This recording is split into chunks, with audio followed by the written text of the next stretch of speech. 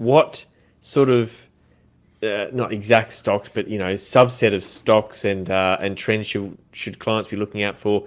Maybe not over Christmas because people sort of log off, but for the next year, is there an industry or an industries that are going to be hot target for investing in? Most definitely. So for the next year, and I think even the remainder of this quarter here in well, not here in, but in Australia and in the U.S., we need to continue to be invested in things like energy, technology, high beta stocks, pardon me, small caps will also continue to perform well. So there's a number of sectors that you certainly want to maintain exposure in. And there's a few sectors you want to continue to avoid, like treasuries, anything that's really interest rate sensitive, utilities, treasuries.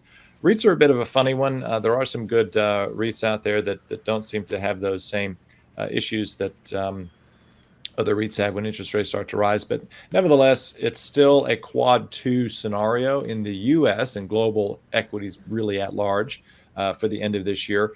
Asian equities, China is a little bit of a basket case at the moment, and it's infected some other economies in the area. So we have this ongoing thing with China and their massive property sector, being virtually Yeah. on the brink of collapse with Evergrande, and there's some other company whose name I can't remember, going to the wall because surprise, surprise, they've levered themselves up to the hilt.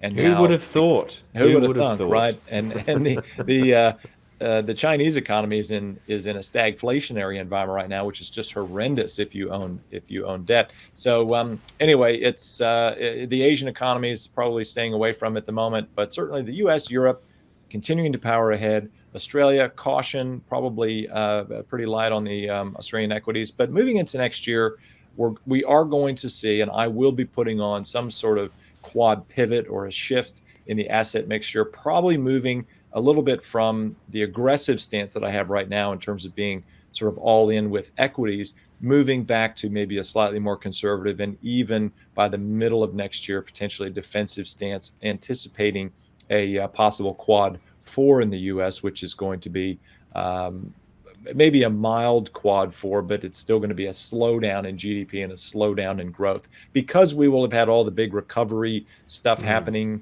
and it'll just be a kind of a case of the comps, the GDP comparisons will just show a slowing based on the base effects that happen over a period of time. So